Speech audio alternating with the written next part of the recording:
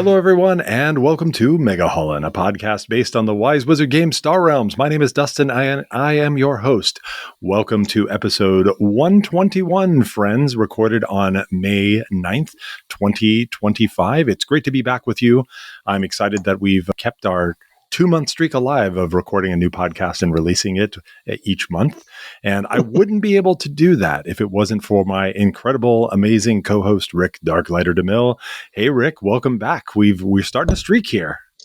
We're on it. It's a good streak. 2 months.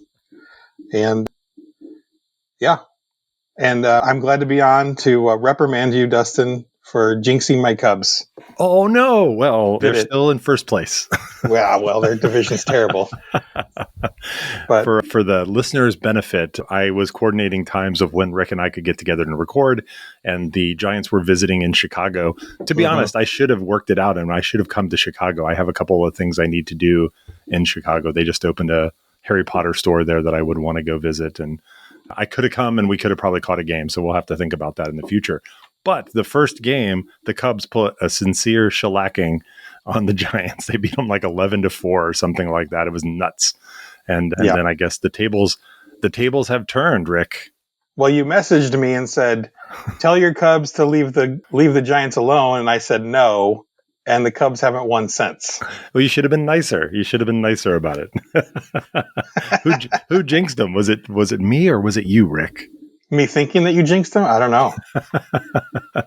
Well, either way, it's good to be back with you. And, the Giants are in third place in their division, even though they've got 24 wins. And it's not going to get any better or any easier for them. But we're here to talk about Star Realms, Rick. And we've had a lot of really good things that have kind of come through and news and things that we'll want to talk about and go through.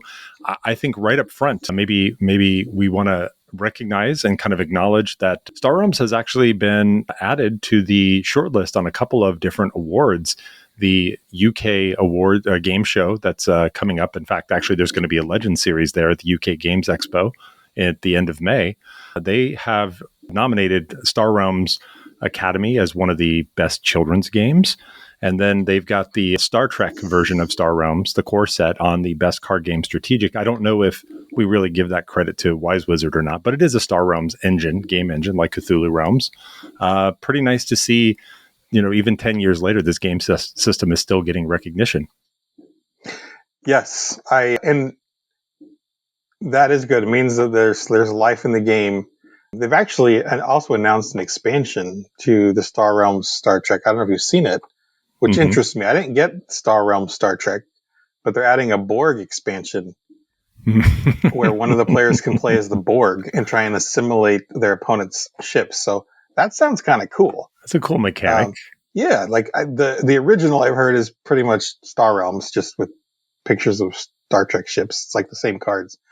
But the Borg expansion sounds like something new. So, yeah, that sounds interesting. So, yeah. The Blob, the Borg don't sound anything like each other.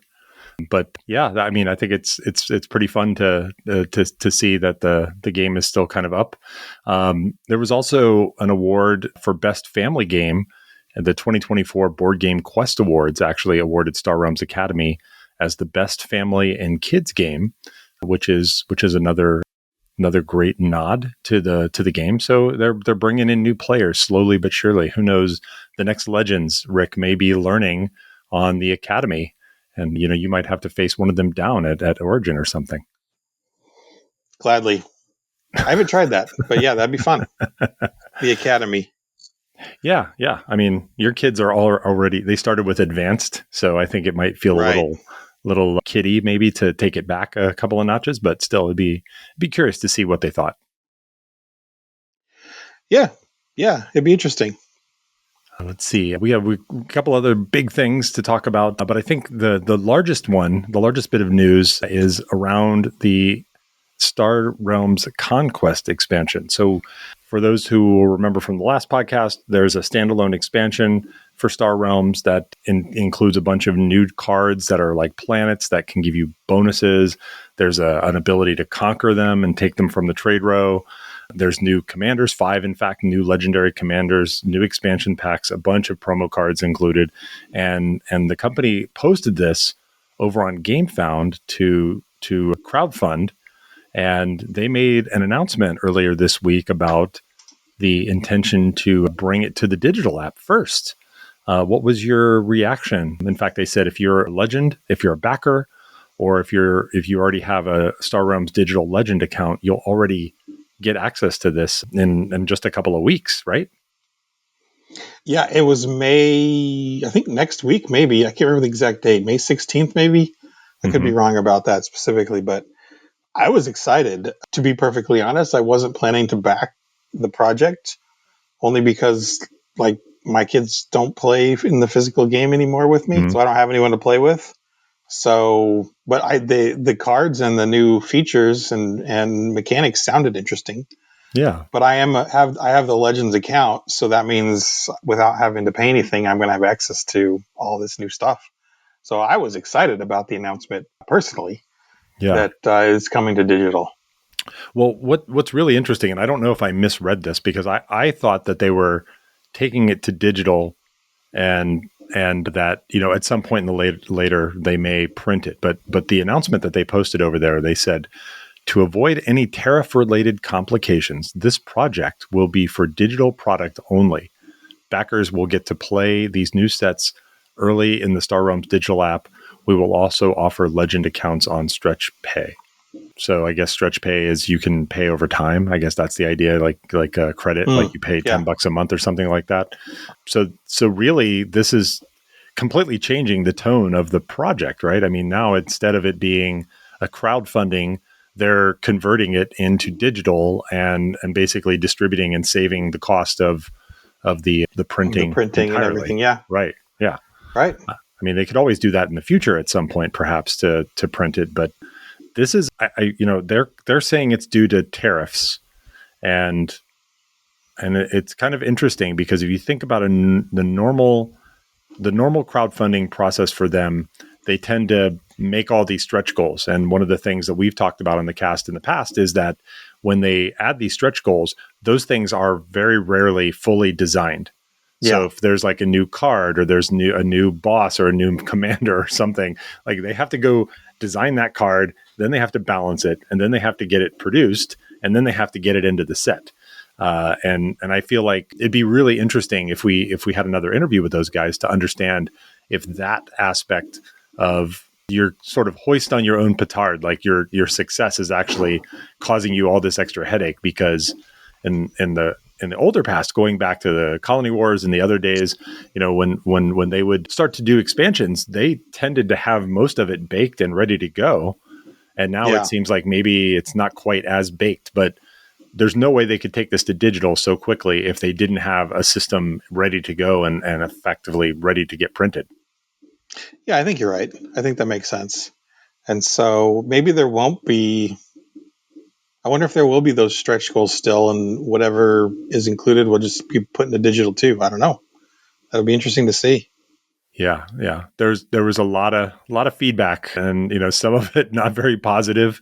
You know, we don't really get into that too much here. Certainly, some people, you know, not super happy, but it seems like what this really has become is, rather than being a Conquest expansion, it's an upsell to the digital Legends account. That seems to be really the goal here. Get more people into the digital Legends, and for those who are not familiar, the Legends account is not normally available. You have to buy it at one of these moments in time, so it's not just something that you can always pick up. But if you decide to back the Conquest, you'll be able to get the Legends account, and it's $120 US.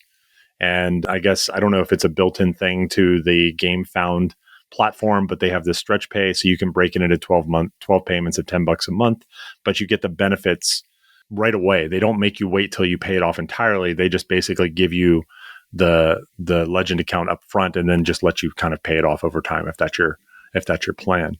So yeah, I mean, it says it's going to go live on May 20th, Rick. May 20th, okay. And May that's 20th. My birthday, BT Dubs. Oh. For those who did not know, your host's birthday, May 20th. That's right. Last day of the Taurus sign, if you are astrologically inclined.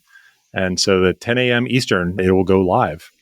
And they're plainly citing tariffs as the reason they're doing this. And it feels like, it just, I don't know. It doesn't feel like this is the win that they were looking for this type of a product. So I'll accept their comment, but it does seem a little dubious that tariffs are the reason. I'm sure they are a huge impact, but if they weren't printing for another 12 or 14 months for one reason or another, it seems like they wouldn't experience those, or the economic conditions could be very different.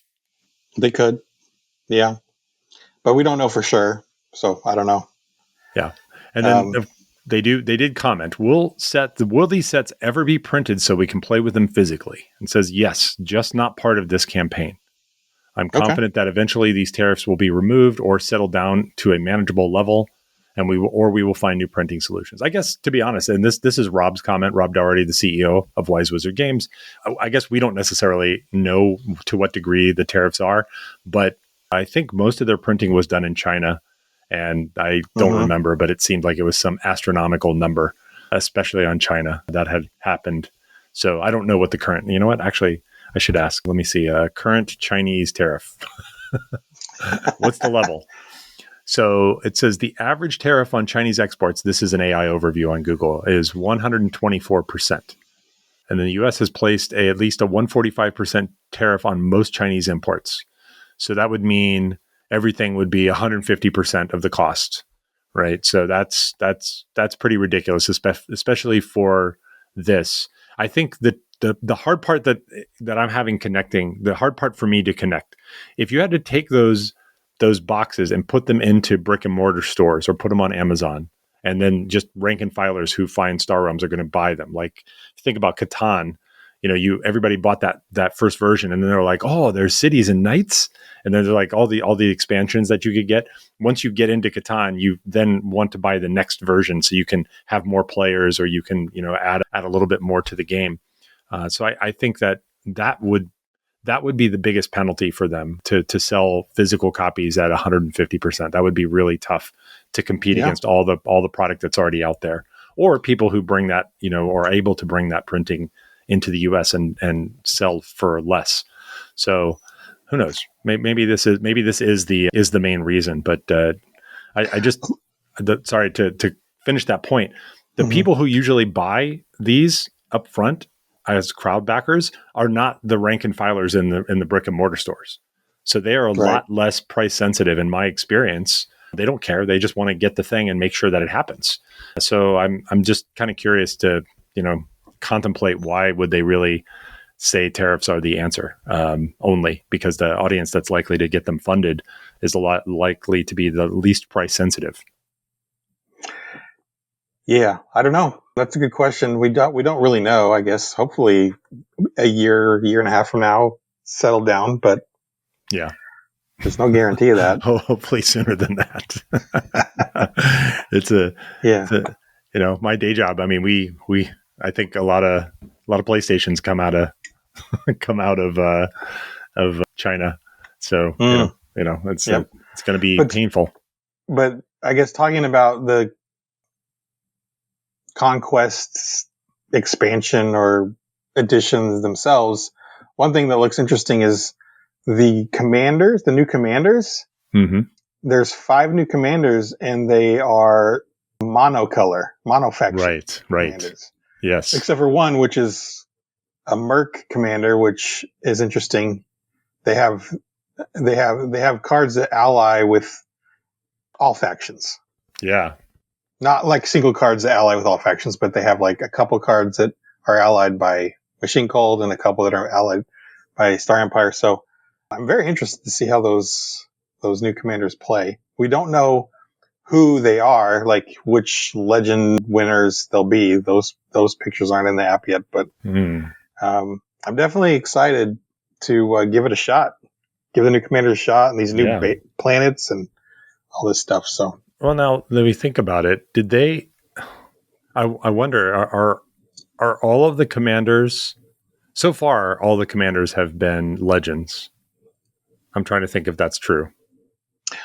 I don't think Nandy was. Nandy wasn't a commander. Nandy. That's one they just made up. But I think the other ones. Yeah, I mean, you had Lee You had Yeah. you had the cutter. I guess those are All all. the other ones were. All the Yeah. other ones were. So then it's reasonable to think that they're going to get out of their legend debt a little bit further. At this point, I don't know how long it takes. I think they should change that, actually. I think when you win a legend tournament, you get the title. They should ask one of their artists to make the card art for you and give that to you. And then say, hey, we may use this in the game at some point down the road. But to have like an open-ended where you're adding 5 new players into the game permanently, it's a great promise to the community, but it's just hard to keep up with because that's not the speed at which they deliver a lot of this stuff, Yeah. I mean, at some point, maybe they'll keep going forever, but at some point they're going to, the last few legend winners aren't going to get a card. Yeah. Hopefully that's not for a while, but yeah.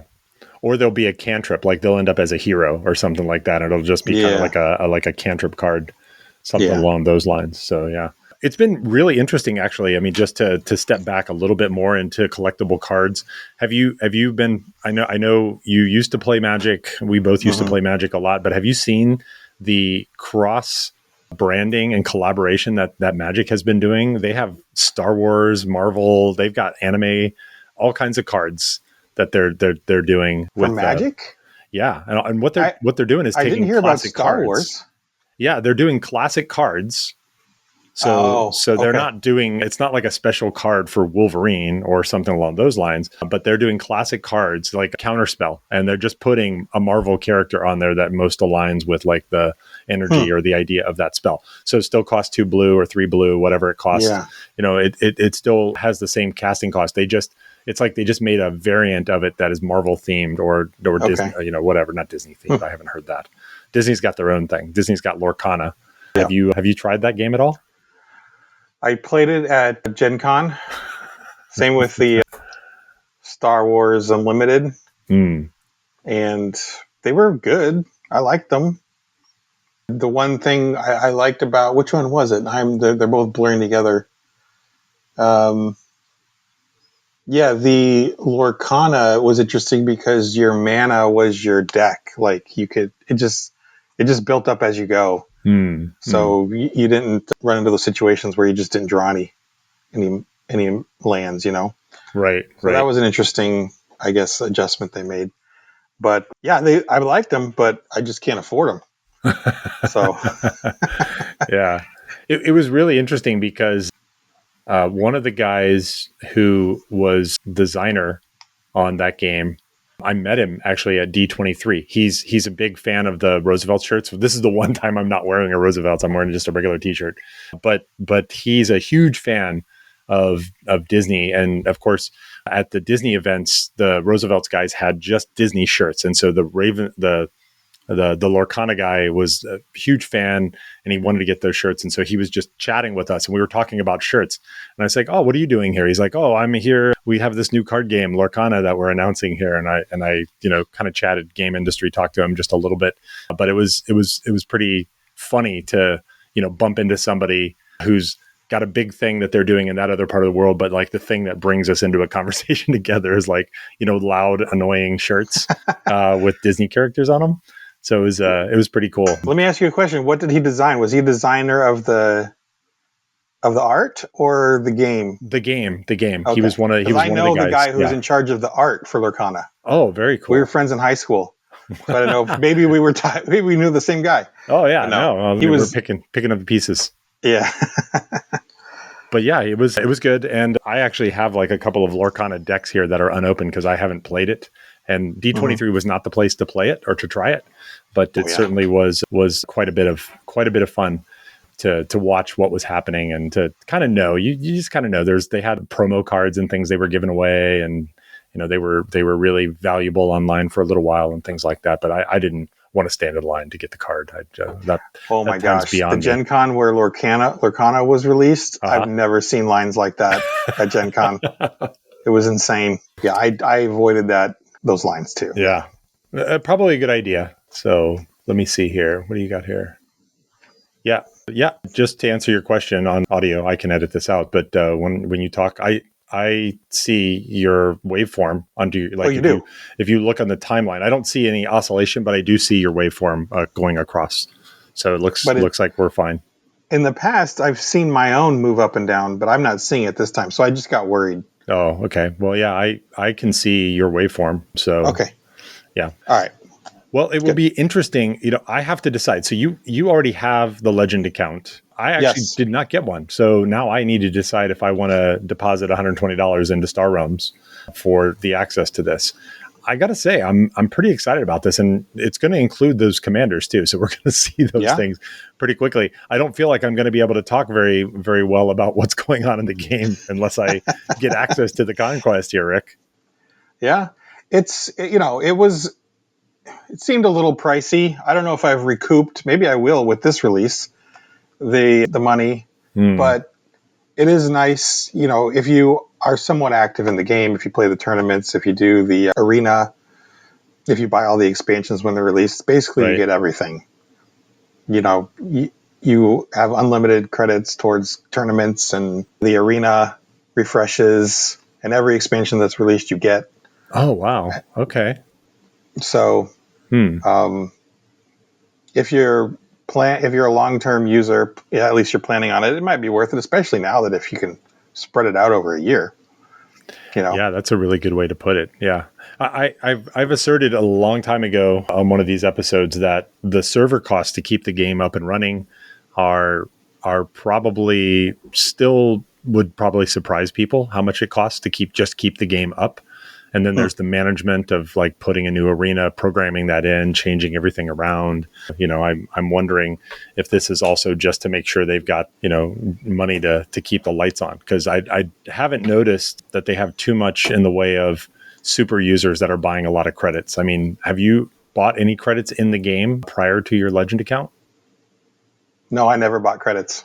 Yeah. Neither did I. And so, I mean, somebody does. Like there's always somebody that buys them, and there's always the people that are the 1% of the 1% that spend hundreds of dollars on this stuff every month, and you're just like, what? How are you doing that? But I certainly didn't, and so they must be potentially struggling. I would think if they had it to do over, that they might have broken this across multiple things. In other words, they could make Conquest with the planets feature a one form of a release with a few cards and things like that. So they could have broken this up into, and then they could have done the commanders as a separate one, and they could have sold those for like $5 or something like that. But maybe they're just seeing it's not worth it. Yeah, and maybe that's what they would have done if it had been normal procedure, like they did the paper release, and then eventually, trailing behind, eventually they get them in the app. That's usually how it's worked out. Right. We get the paper versions first, and we get an expansion or two at a time, and you pay $5-7 for the expansion. So that's probably how it would have happened, trickled. But it looks like this time, I don't know if we'll get everything all at once. We'll see if we get the planets and it's like a whole new deck, right? Whole new starter deck. Yeah, a whole new starter deck. I mean, 5 new mono color commanders. I mean, there's a lot. Yeah. There's a lot here that we've certainly got to think about. But I don't know. It's a lot, and it's a lot to give away. I mean, it's a great reward if you're already a legendary backer. It's a great reason to become a backer. But once you get those people in, you're not getting any more money out of them. And if you think about it, if you play the game digitally mostly, and you don't have people to play physically with, and you buy the Legend account, then you're probably not going to buy much in the way of Star Realms ever again. Sure, there's some people that doesn't apply to, but that starts to sound like me. I know we talked on the last podcast. I don't have people to play physically with. Now, I could go to the other side of the city. There is a store that will play that has a card game night. So I could find people to play with if I really wanted to, but they would be strangers. They'd be people I play with one time, and they wouldn't be the community of people that I've kind of come to know. So most of my time is going to be in the app. So maybe this is just like one way to pay forward my next 5 years worth of Star Realms play. But I feel like they're running out of answers. They're running out of answers of what to do here. with the with the app and with the content strategy for future Star Realms.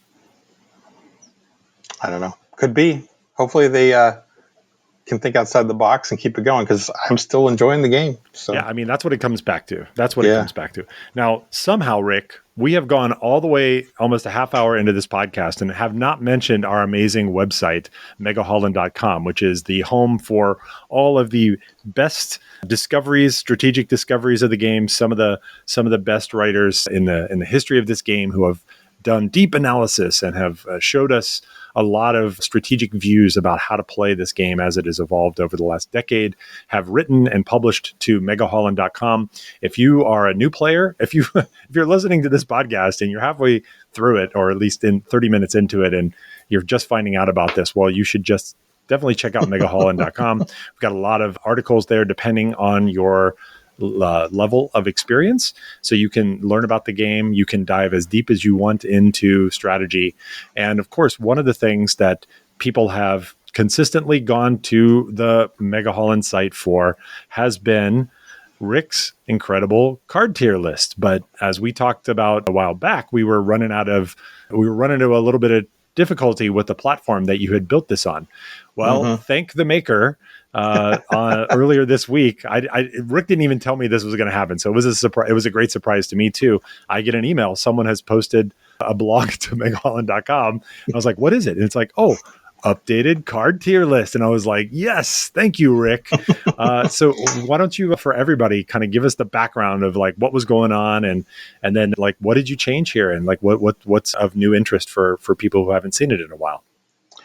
So as far as the update, the new link that I just posted, mostly it's built on Glide, which is a free site.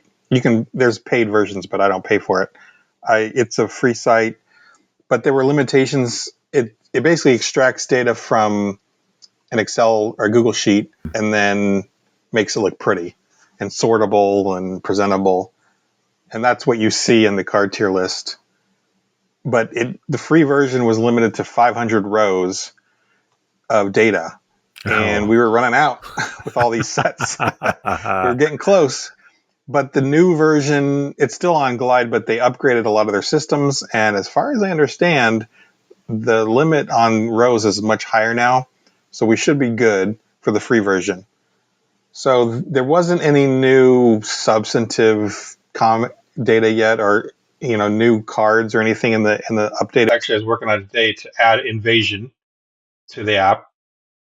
So that hopefully next week you'll see the invasion cards added. But what I have been doing as well along the way is making some changes to existing ratings of cards. Fancy. I'm trying not to just change everything, but there's been and most of it doesn't need changing, I don't think. But there's a few cards where I was reading through and I was like, this doesn't really make sense. Oh, really? So right now, I don't know how many I've updated, but I was going to highlight two. Okay. One of them is a card that's probably the most used card in all of Star Realms. Scout. Oh, okay. All right.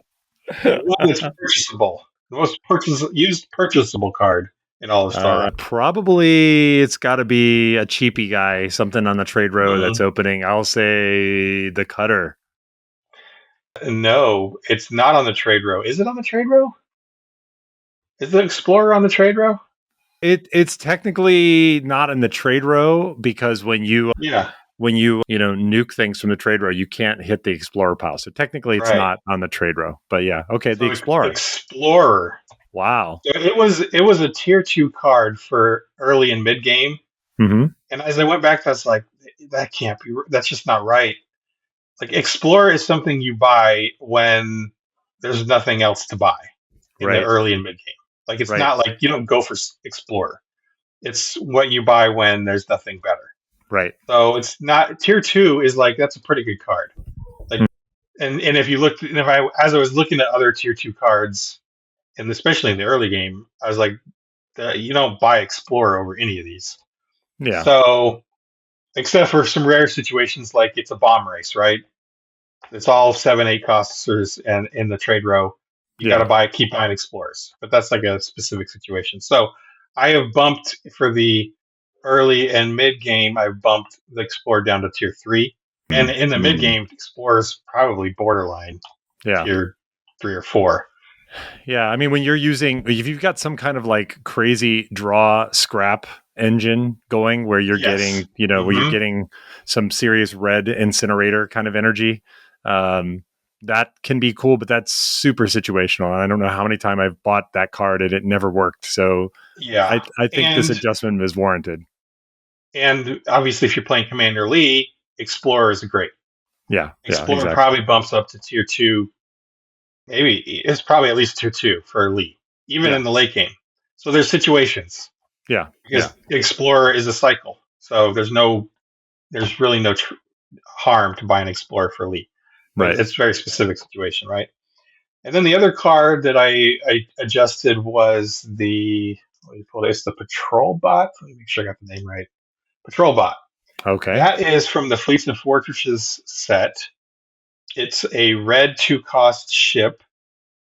That it's the one that it's kind of the poor man's. What's the one that costs 4, gives you 3 trade or 5 damage? The base? No, it's a ship. I can't remember, but it's basically a poor man's version of that. It costs 2. It gives you 2 trade or 4 damage. You talking about the patrol mech? The patrol mech, right? Yeah, so it's the patrol bot.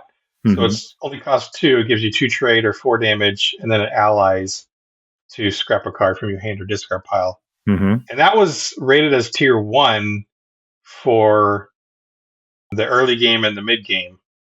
And it's a good card in the early game, but it doesn't belong in tier 1, I don't think.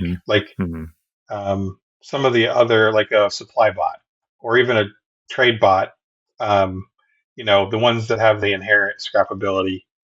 So it's still a good card in the early game, but it just didn't belong in tier 1. I didn't think it's good, but not a must buy. And then tier 2 or mid game, I put it in tier 2. It was in tier 1, and it definitely doesn't belong in the mid game unless you have a lot of red already. But it's a slow card. Once you're in the mid game, it's really situational whether you really want that. So it could even be a tier 3 in a lot of situations in the mid game. So Patrol Bot and Explorer, I bumped them down a level, and I don't want to revise everything. That just means that we got it all wrong. But there's just a few when I'm reading through this, like this isn't right. After I've got another 10, 20,000 games under my belt, right? I can adjust a few things. So we'll see. There may be a few others that we adjust. I don't remember if I've adjusted the tech cards yet. But I will be if I haven't, because those aren't as great as I never thought they were great, but they aren't as high as I had initially ranked them. I can't remember if I adjusted those yet or not, but we'll see.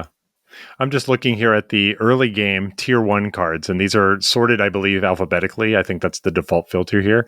It's got the alignment bot, and that's the 1-coster that gives 2 trade, and you've got a scrap option to trigger a discard or gain 2 damage to combat, and it is a red-yellow, so that's obviously gives you a lot of benefits. Cargo Launch, which is, I wouldn't say Cargo Launch is a controversial card, but Frontier Hawk, which is draw a card, discard a card, and 3 combat for 1.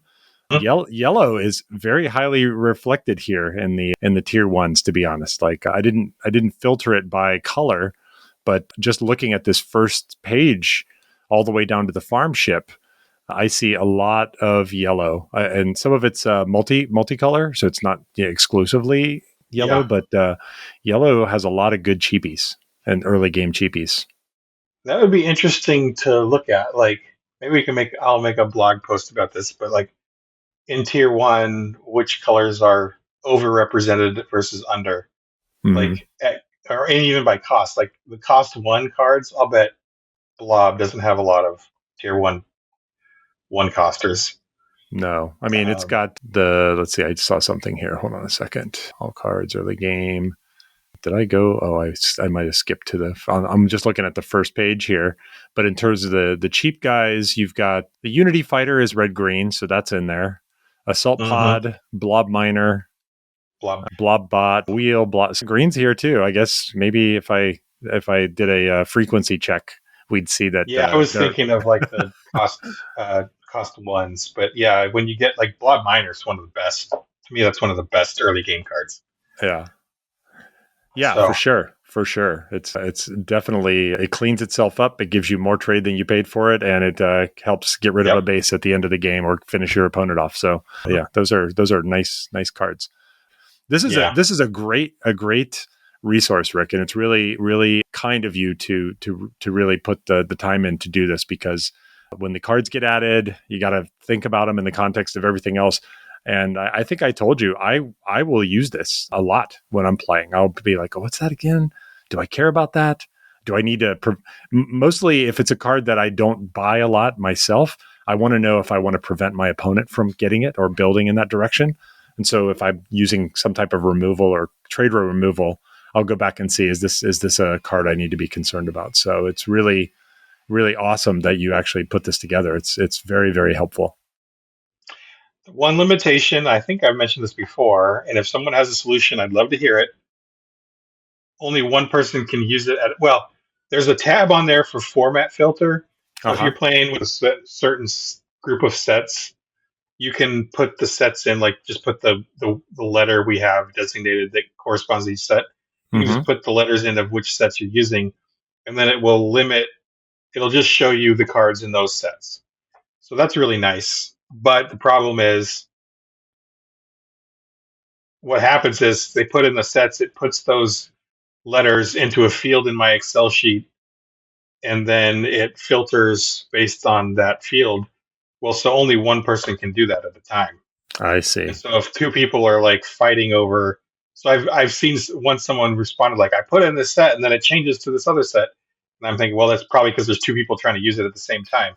Right. So if anyone has any ideas, I'm pretty good with Excel, but I think this is beyond Excel. So we'll see. But